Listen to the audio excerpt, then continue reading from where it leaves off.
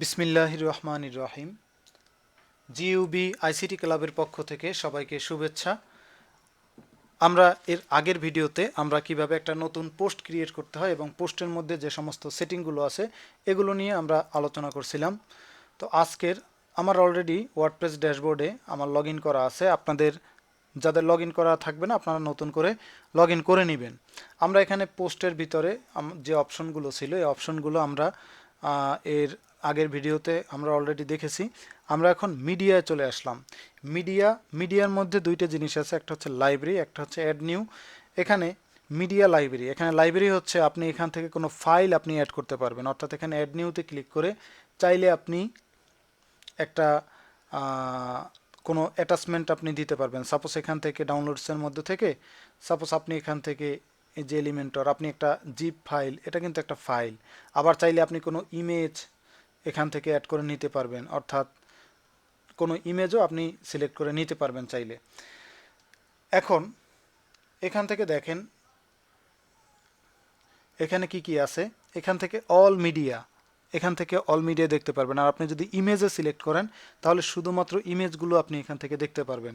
যদি কোনো অডিও আপনি আপলোড করেন তাহলে এখানে ক্লিক করে শুধু অডিওগুলো দেখবেন। ভিডিওতে যদি আপনি দেন তাহলে শুধুমাত্র ভিডিওগুলো আপনি দেখতে পারবেন। এরপরে কি আনঅ্যাটাচডগুলো আপনি এখান থেকে দেখতে পারবেন, অর্থাৎ এখান থেকে অ্যাটাচমেন্ট যেগুলো আছে ফাইল সেগুলো আপনি এখান থেকে দেখতে পারবেন।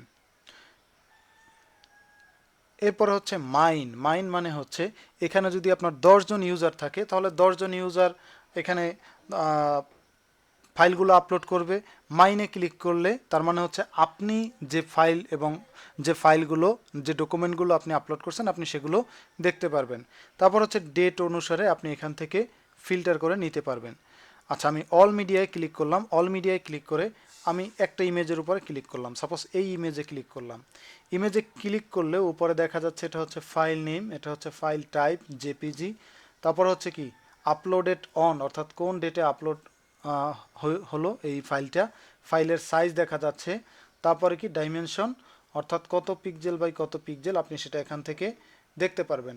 এখান থেকে আপনি চাইলে অল্টারনেটিভ টেক্সট আপনি এখান থেকে অ্যাড করে দিতে পারেন।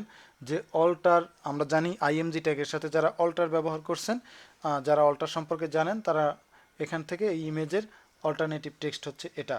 এরপর হচ্ছে টাইটেল কি থাকবে, আপনি এই ইমেজের একটা টাইটেল আপনি চাইলে দিতে পারেন। এরপর হচ্ছে ক্যাপশন, কোনো একটা ডিসক্রিপশন বা ক্যাপশন আপনি এখানে অ্যাড করে দিতে পারেন। এরপরে হচ্ছে কপি লিঙ্ক, অর্থাৎ এখানে আপলোডেড টু এসকেটি প্রজেক্ট। আচ্ছা, এসকেটি প্রজেক্টে আপলোড হয়ে গেল।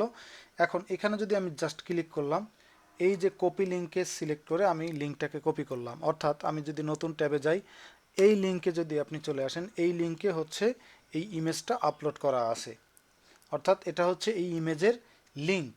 এরপর হচ্ছে ভিউ অ্যাটাচমেন্ট পেজ, এরপর edit more details, delete permanently, অর্থাৎ ডিলেট পারমানেন্টলিতে ক্লিক করে আপনি জাস্ট এই ফাইলটাকে আপনি এখান থেকে ডিলেট করে নিতে পারবেন। ভিউ অ্যাটাচমেন্ট পেজ, এখানে আমার এই পেজটা কোথায় আপনার অ্যাটাচ করা হয়েছে, যেমন এই যে আইকন আমি একটা পোস্টের সাথে এখানে আমি অ্যাটাচ করছিলাম সেটা এখানে দেখা যাচ্ছে না, সরি, এটা হচ্ছে জাস্ট ভিউ অ্যাটাচমেন্ট পেজ বলতে এখানে হচ্ছে জাস্ট একটা পেজের সাথে আপনি এখানে দেখতে পারতেছেন। ওকে, এডিট মোর ডিটেলস, দেখি এখানে কি আছে। এখান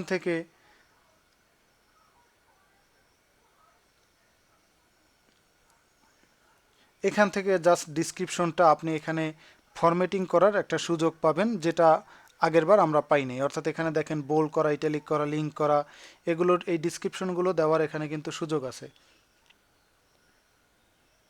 আর আপনি চাইলে এখান থেকে পারমালিঙ্কটা আপনি চাইলে চেঞ্জ করে নিতে পারবেন। এখানে ক্লিক করে আপনি এখান থেকে এই আইকন না দিয়ে আপনি এখান থেকে পারমালিঙ্ক চেঞ্জ করতে পারবেন।